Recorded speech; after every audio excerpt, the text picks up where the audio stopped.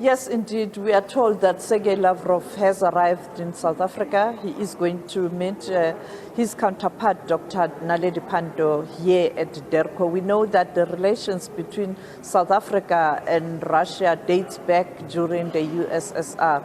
And now they have been upgraded in terms of country to country.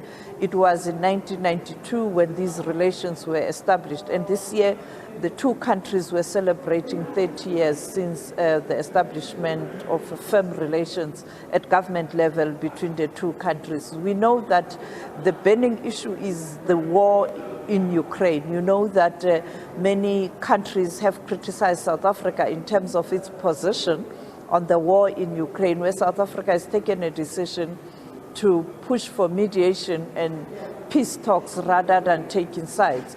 We think that, or I think that today Lavrov will be able to give a briefing to the minister in person in terms of the current situation in Russia, but also in relation to the war in Ukraine. South Africa will be pushing for Russia and Ukraine to finally embark on the negotiations, because South Africa's position is clear. Only the negotiations will lead to perhaps a total cessation of hostilities.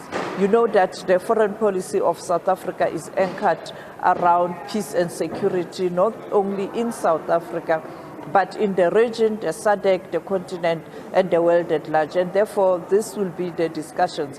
You know that next month, both China and Russia will embark on the military drill in the Indian Ocean. And I think that issue will also be discussed. You know that there are people who are opposed to this. We know that tomorrow, the Secretary of Treasury in the United States of America, Janet Yellen, will arrive in South Africa, where she is going to meet her counterpart, Minister Godongwana, where they will discuss issues related to trade and investment, but political behind the scenes, because the trade can be very political based on the laws of different countries. And we looking forward to that visit, because there has been an outstanding matter where the G7 countries have given South Africa 8.5 billion loan, that is US dollars. But South Africa has requested that all those countries must engage with South Africa in an attempt to structure the loan, because majority of that money or that fund, it is loans, and therefore South Africa won't be able to repay.